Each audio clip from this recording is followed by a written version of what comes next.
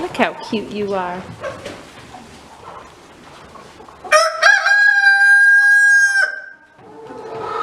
Aren't you cute? Look at your little hair. What's going on up there? You got a bad hair day going on.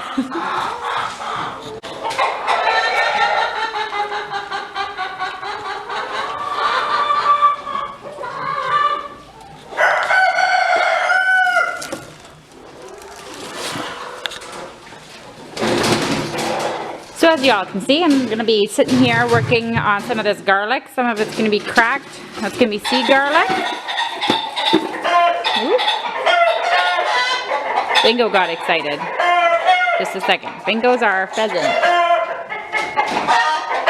Not sure what got them all going. You never know. And then some garlic is going to be cleaned up and ready to go for sale again. I'm just going to sit you here. I'm going to sit on my nice and fancy chair and clean this up, and then we're going to have a little talk about some quail. So, hello everybody, welcome to Caitlin's Family Farmstead. The reason I want to talk about quail is because I'm on Facebook on a few different bird groups for different things. Some are for selling birds, because you don't sell birds on Facebook, and some of them are just bird talks. People ask questions of their birds are sick or whatever. They have talks. Anyways, all these different groups. One common thing that I'm seeing a lot lately on there is I can't have birds because my township won't allow it, or whatever have you, or I don't have land, I don't have room, which is all valid problems people have. And I think people are really wanting to have birds, chickens in particular, because the world is a little bit different right now. And with that comes unknowns of where your food's coming from. Some of it is, what they're being fed, or maybe just security and knowing you have food.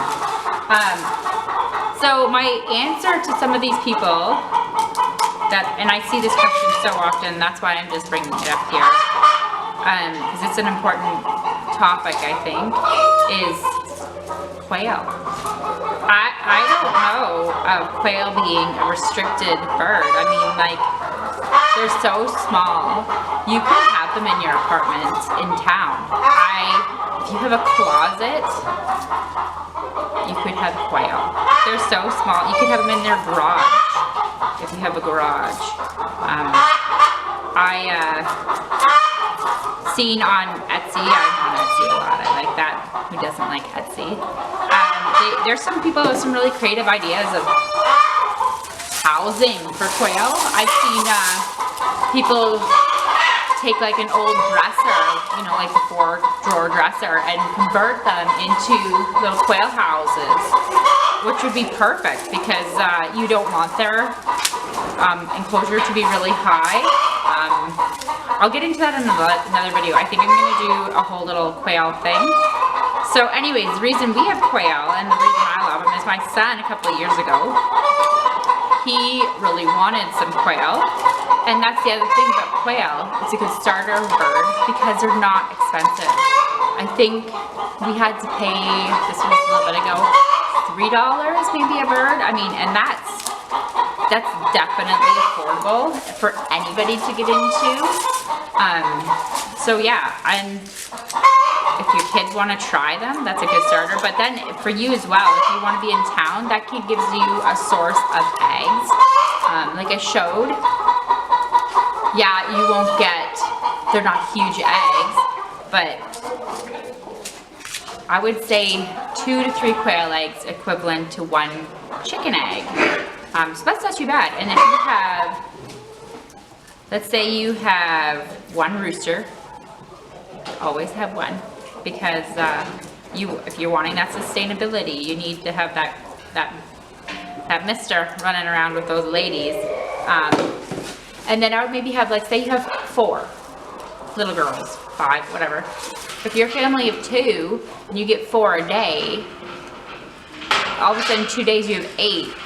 I don't know, like I eat chicken eggs, but we eat chicken eggs, but I don't know, maybe you just lessen the amount of eggs you need to eat, right? Like we're all gonna maybe have to just look at stuff and go, maybe I don't need to eat a proportion this big. Maybe my proportion is this big, right? So maybe that's the same thing you're gonna have to debate on whether to do. Maybe you just cut down your egg consumption every day. And is that wrong? I don't think so. I think we do overeat. And then the other thing about quail is if you do keep your rooster, which I recommend, you could incubate those eggs. And then if you get males, those are a good food source, right? Other than just eggs, they produce meat. And I think because they're such a tiny animal, you could no problem process that in your kitchen. Like they're just so small. It's not like chickens, right? So yeah, I really think they're awesome animals. They're super cute, as you can see, and they're not loud. Like you can hear my birds, sometimes they were just going a few minutes ago. They can get pretty loud, and I think that's some of the problems people are having is neighbors don't like them because they can get noisy. A quail do make a noise, but it's like this pretty little bird sound that nobody would know. And if you had it in, even if you had it in your apartment, I don't think anybody would hear, your neighbors would never hear it. And if they did, they maybe thought you would have like a parakeet or something. They're just so very quiet little twiddles. I don't know what that you would call it. They're pretty. I love it. I love when they make some noise in here. It's the prettiest little noise ever. And then the other thing is my other thought on this is, we've had birds for quite a while, and once you have birds for a while, you can see things that happen to them. Not to say this would never happen in quail. Definitely not. Anything can happen. But chickens are, I would say, personally, from my experiences, tend to pick up, I want to call it diseases, but colds even. Like they'll all of a sudden get something that goes through them, they're all sneezing, or, you know, things happen, I think, can happen to chickens a bit faster. We've had quail for several years now, and I don't think we've ever once had them come down with something that we had to treat them, even if it's just with vitamins and minerals and stuff. We've never had anything go through them. So that, to me, for people that have never had birds and want to carefree, I mean, there is no thing is completely carefree. You actually have to do things if you want things to live, but things that are not quite so, I would say, more beginner friendly. Definitely, I think quail would be that way. And there's definitely things you need to know about quail, and I think I'm going to go over that in another video. But it's nothing that once you know it, it's like you just do it and that's it, right? So anyways, I just thought I would kind of put that out there into the universe of my thoughts on quail. I honestly think everybody should be conscious of their foods, where it comes from, how are you getting it, do you have anywhere to get it from other than a grocery store, and grow your own stuff, guys. You know, like, no, there's no really excuse. I kind of say that because people that live in town in a high-rise apartment, y'all can just grow some microgreens or something. You don't need, I mean, no, you're not growing everything, but at least you're saying I'm doing something, right? And yeah, with these quail, that could give you another up in saying that I'm doing something as well. Yeah, so give quail a go. You'll enjoy it. Some lay those brown speckly eggs, and I don't have any of them, but there is even varieties that lay blue eggs for people that like just something more unique.